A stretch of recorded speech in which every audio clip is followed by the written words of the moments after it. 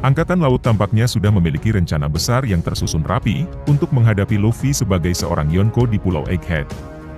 Hal inilah yang bisa jadi membuat Akainu akhirnya memberikan izin kepada Kizaru pergi ke Pulau Egghead untuk menghabisi Luffy. Seperti kita ketahui, kemunculan Luffy dan kelompok topi jerami di Pulau Egghead akhirnya diketahui oleh pihak Angkatan Laut dan pemerintah dunia.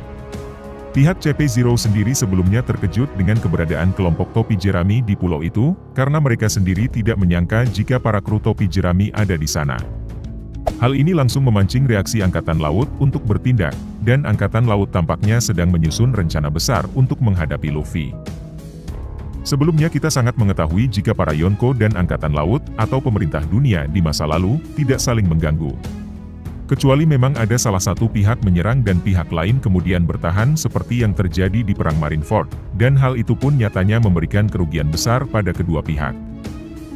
Namun faktanya pada chapter 1069 kemarin untuk pertama kalinya, pihak Angkatan Laut akan berhadapan langsung dengan seorang Yonko baru, yaitu Monkey D. Luffy.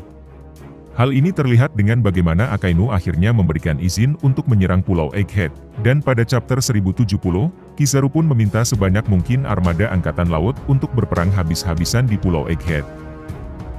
Dan cukup mengejutkan, Kizaru kemudian menyebutkan, jika semua rencana sudah siap dan akan berjalan sesuai tahapannya.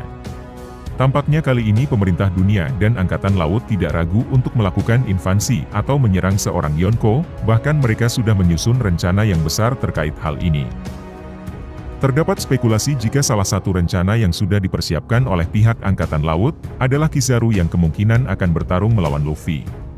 Pada momen ini kemungkinan besar akan terjadi pertarungan gear kelima Luffy versus Pika Pika no Mi milik Admiral Kizaru, yang diyakini sudah terbangkitkan. Pertarungan Kizaru tersebut tampaknya sengaja dilakukan agar Luffy tidak bisa kabur dari Pulau Egghead.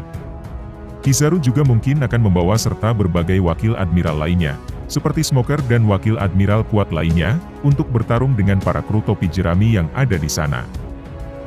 Tetapi kemungkinan besar itu bukanlah rencana puncaknya, adapun rencana puncak Angkatan Laut, dispekulasikan adalah menunggu kedatangan Akainu. Hal itu berarti, pertarungan Luffy dan Kizaru hanyalah cara bagi Angkatan Laut untuk menahan kelompok bajak laut topi jerami dan Vegapunk di pulau tersebut.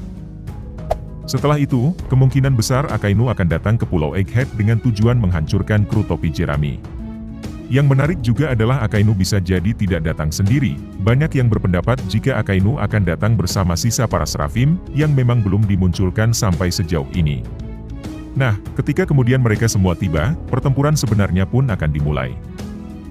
Pada momen ini kita mungkin akan menyaksikan pertempuran besar-besaran dari dua pihak terkuat yang ada di lautan, yaitu perang antara Angkatan Laut dan juga Yonko. Kekuatan penuh Akainu kemungkinan besar juga akan diperlihatkan oleh Oda Sensei, di mana ia juga dipercaya telah berhasil membangkitkan kekuatan buah iblis miliknya. Kekuatan penuh Angkatan Laut yang tiba di Pulau Egghead, tentunya akan menjadi sebuah halangan besar pasca apa yang terjadi di Wano. Ini mungkin akan jadi pertarungan Battle Royale yang dijanjikan oleh Oda Sensei dalam pesan di Jump Festa ke-23 kemarin. Situasi juga akan benar-benar sangat kacau, dan tidak kalah epik dari pertempuran yang ada di Onigashima. Oleh sebab itu bisa jadi momen ini akan menjadi momen di mana para aliansi kru topi jerami juga tiba di sana, karena mereka memang sudah menjadi bagian dari Yonko Luffy. Hal ini tentunya sangat berbeda dengan apa yang terjadi di Wano, karena pada faktanya saat itu Luffy belum diakui sebagai seorang Yonko. Ditambah hal ini akan menjadi semakin menarik, karena kita juga tentunya akan melihat kekuatan maksimal dari para Seraphim, yang digadang-gadang sebagai makhluk terkuat di lautan saat ini. Nah, demikianlah pembahasan kita mengenai hal ini. Jika kamu punya pendapat lain, silakan tulis di kolom komentar.